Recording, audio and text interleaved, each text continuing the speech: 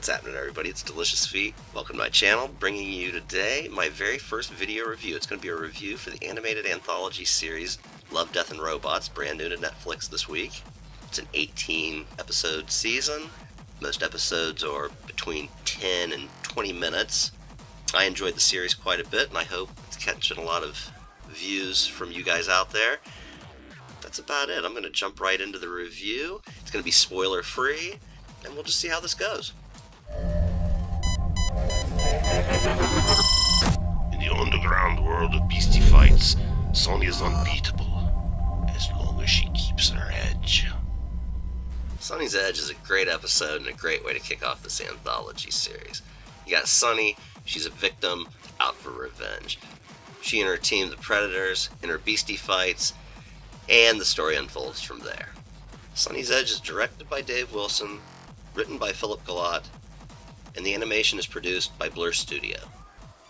Ultra-violent. Hypersexual. 8.5. A knockout. Once again, fantastic episode. One that I really hope gets some future installments. It seems like there's a lot of story to tell in this one.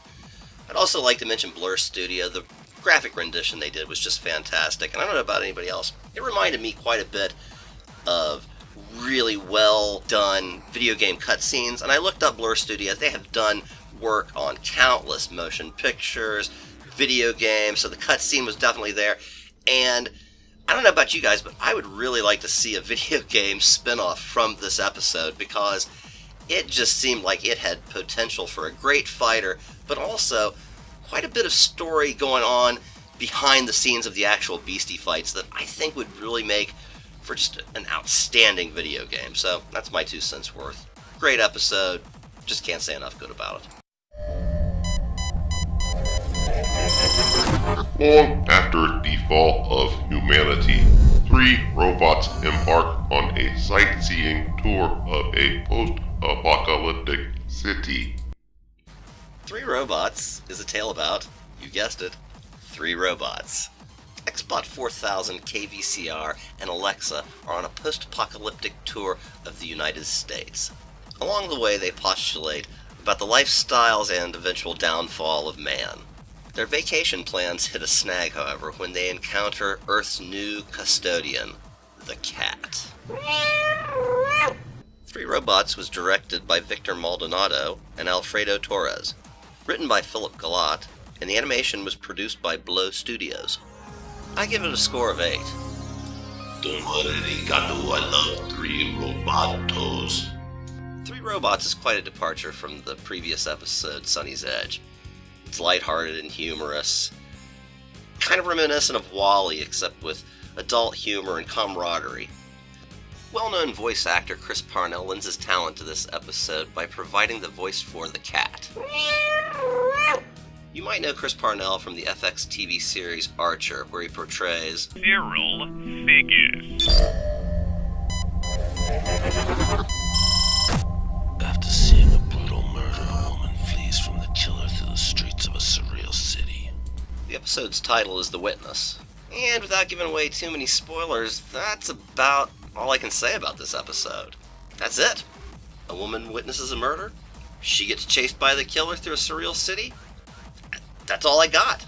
The Witness is directed and written by Alberto Mielgo, and the animation is produced by Pinkman TV. Epic! Meh! 7.5.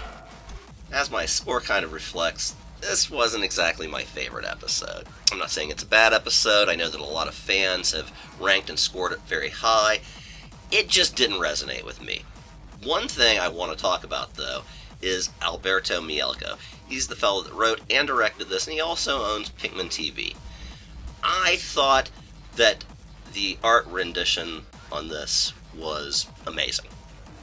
With the shaky cam, the grainy film stock, the dust in the shot, it was just amazing. I thought that he directed all of the scenes magnificently. I just thought the story was a little bit predictable. Not a whole lot to go. It was like a 15-minute Twilight Zone episode, which is great, but it just seemed a little too straightforward. I seemed to figure out the plot, if you want to call it a twist, you can call it a twist.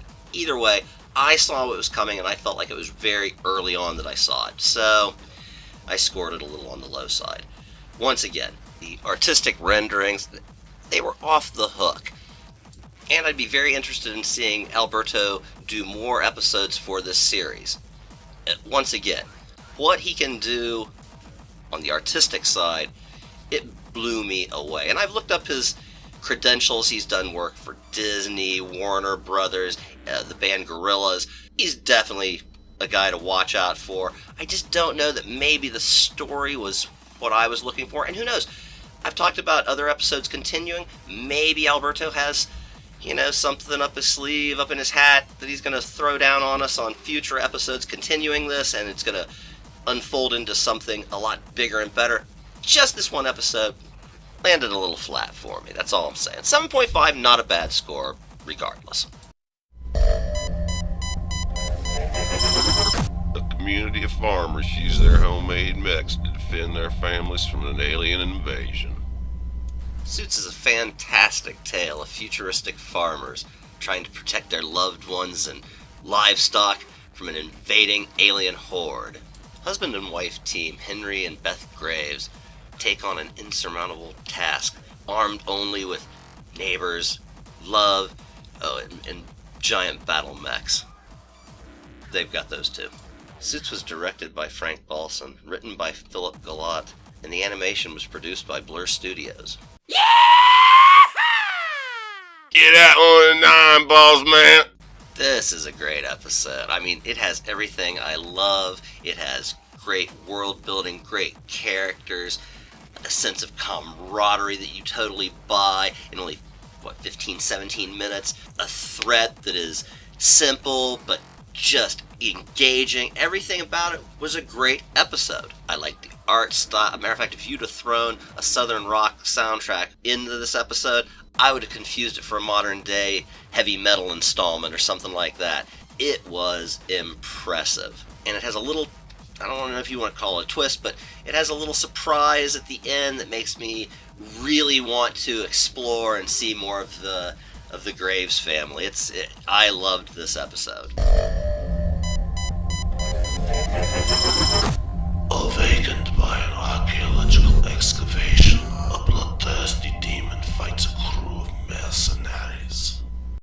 Yep, it's got archaeologists. It's got mercenaries. It's also got some cats. They don't mention that for some reason. Kind of underselling it to say a demon, but I guess to sell it to you straight up would be to do spoiler damage, and we're not doing that, so... Sucker of Souls was directed by Owen Sullivan, written by Philip Gallant, and the animation was produced by Studio La Cachette.